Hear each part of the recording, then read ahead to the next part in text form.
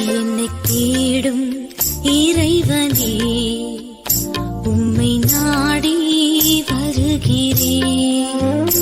என்னை தேடும் இறைவனே, உம்மை நாடி வருகிறேன்.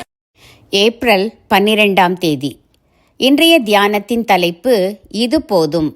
வாசிக்க வேண்டிய திருமறை பகுதி ஆதியாகமம் 45ஆம் அதிகாரம் வசனங்கள் 23 முதல் 46ஆம் அதிகாரம் 4ஆம் வசனம் வரை.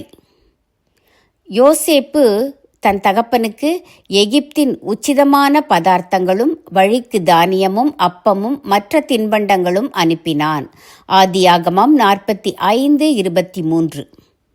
இது போதும். எந்த ஒரு மனிதனும் தன் தாயையும் தகப்பனையும் கனம் பண்ண வேண்டும் என்பது வேத விதி. இங்கே யோசேப்புக்கு அப்படி கனம் பண்ண ஒரு வாய்ப்பு கிடைத்தது. தன்னால் இயன்றவரை தன்னிடமுள்ள உச்சிதமான பொருட்களை தகப்பனுக்கு கொடுத்து அனுப்புகிறான். ஒருவேளை உங்கள் பெற்றோர் தனியாகவோ தூரத்திலோ இருந்தால் உச்சிதமான பொருட்களை கொடுத்தனுப்பும் வழக்கம் உங்களுக்கும் இருக்க வேண்டும். அடுத்து தன் சகோதரருக்கு வழியிலே சண்டை பண்ணி கொள்ளாதிருங்கள் என்று ஒரு சின்ன புத்திமதியும் சொல்லுகிறான். இந்த புத்திமதி நமக்கும் தான். சில குடும்பங்களில் சகோதரர்கள் நடந்ததை சொல்லி சொல்லி சண்டை போடும் வழக்கம் இருக்கிறது. அந்த ஆரோக்கியமற்ற வழக்கம் நமக்கு வேண்டாம். யாக்கோபினிடத்தில் அவனுடைய பிள்ளைகள் வந்து யோசேப்பு உயிரோடு இருக்கிறான் என்று சொல்லும்போது அவன் நம்பவில்லை. இதே பிள்ளைகள்தானே இரத்தம் தோய்ந்த யோசேப்பின் பல வருண அங்கியை காட்டி அவன் செத்துப்போனான் என்று பொய்யை நம்ப வைத்தார்கள். இப்போது அவன் அனுப்பிய எகிப்திய வண்டிகளையும் உச்சிதமான பொருட்களையும் காட்டி உண்மையை நம்ப வைக்கிறார்கள். எதையும் நம்ப வைப்பதற்கு அடையாளம் தேவைப்படுகிறது. மேலும் யோசேப்பு பேசியது எல்லாவற்றையும் சொல்லுகிறார்கள். யோசேப்பு செத்துப்போனான் என்று சோர்ந்து போயிருந்த தகப்பனுடைய ஆவி உயிர்த்தது.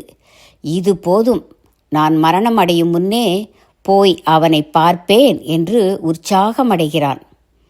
உடனே யாக்கோபு என்ன செய்கிறான் பாருங்கள். பெயர்செபாவுக்கு போய் தேவனுக்கு பலியிடுகிறான்.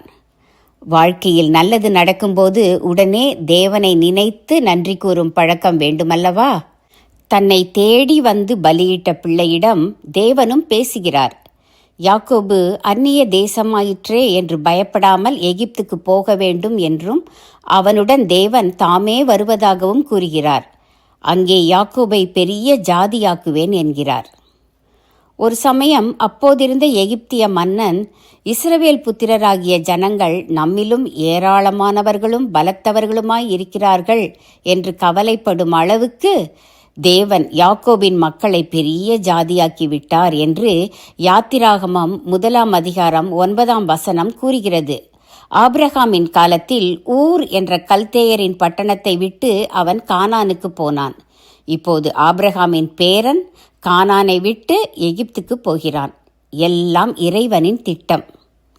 ஒவ்வொரு மனிதனுடைய வாழ்விலும் எதிர்பாராத திருப்பங்களை ஏற்படுத்தி இறைவன் வழிநடத்துகிறார். கீழ்ப்படிந்தால் வாழ்க்கை பயணம் இனியதே.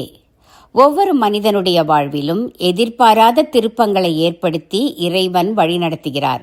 கீழ்ப்படிந்தால் வாழ்க்கை பயணம் இனியதே. ஜெபம். தேவனே, பெற்றோருக்கு உச்சிதமான பொருட்களை கொடுத்து கனப்படுத்தும் நற்புத்தியை தாரும். ஆமேன்.